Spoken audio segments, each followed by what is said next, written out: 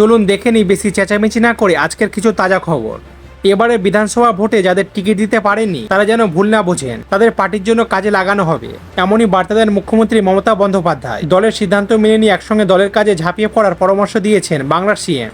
2026 সালের বিধানসভা নির্বাচনে টিএমসি 226টির ওপরে আসন পাবে বলে জানিয়েছেন মমতা। তা সত্ত্বেও বিভিন্ন কেন্দ্রে প্রাপ্তি নিয়ে ক্ষোভ ও বিক্ষোভ ইতিমধ্যে শুরু হয়েছে।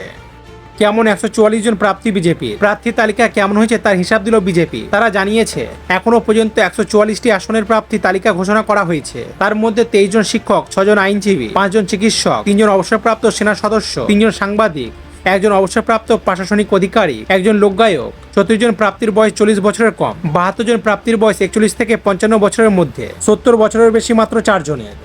দ্বিতীয়বার আর বিধায়ক হতে পারলেন না অভিনেতা কাঞ্চন মল্লিক। উত্তরপাড়া কেন্দ্রে এবার আর তৃণমূলের টিকিট পাননি তিনি। এই ব্যাপারে প্রশ্ন করা হলে কাঞ্চন বলেন, আব্বাস আগে থেকে পেয়েছিলাম, আমাকে আগাম জানিয়ে দেওয়া হয়েছিল। তাছাড়া দলের শীর্ষ নেতৃত্বের সঙ্গে আমার কথা হয়েছে। টিকিটের বিষয়টা পুরোপুরি দলীয় সিদ্ধান্ত। 5 বছর বিধায়ক হিসেবে কাজ করেছি, তবে টিকিট না পেলেও দলের কর্মী হিসেবে দিদির পাশে ছিলাম, আছি, থাকবো। এবারের বিধানসভা ভোট লড়তে চলেছেন বাংলার সিএম মমতা বন্দ্যোপাধ্যায়। তার প্রধান প্রতিপক্ষ বিজেপি প্রার্থী তথা শুভেন্দু অধিকারী। লড়াই কি হাড্ডাহাড্ডি হবে, কি হবে বলে মনে হচ্ছে? এই প্রশ্নের উত্তরে মমতা বন্দ্যোপাধ্যায় জানান, 2021 সালে বিধানসভা উপনির্বাচনে ভবানীপুরে বিজেপি প্রার্থী প্রিয়াঙ্কা টিব্রিওয়ালকে 58,832 ভোটে হারিয়েছিলেন মুখ্যমন্ত্রী। এবারের ভোট হলো পরিবর্তনের ভোট। খড়গপুরে কেন্দ্রে প্রাপ্তি হয়ে বিজেপি নেতা দিলীপ ঘোষ, তার কথায় যারা কঠোর পদক্ষেপ গ্রহণ করেন, মমতা বন্দ্যোপাধ্যায় সর্বদা তাদের বিরোধিতা করেন। এবার তার অবস্থা কতটা শোচনীয় তা দেখুন। তিনি নির্বাচন কমিশন, আদালত এবং কেন্দ্রীয় বাহিনীর বিরুদ্ধেও প্রতিবাদ জানাচ্ছেন। এবারের ভোটটাই হলো পরিবর্তনের ভোট।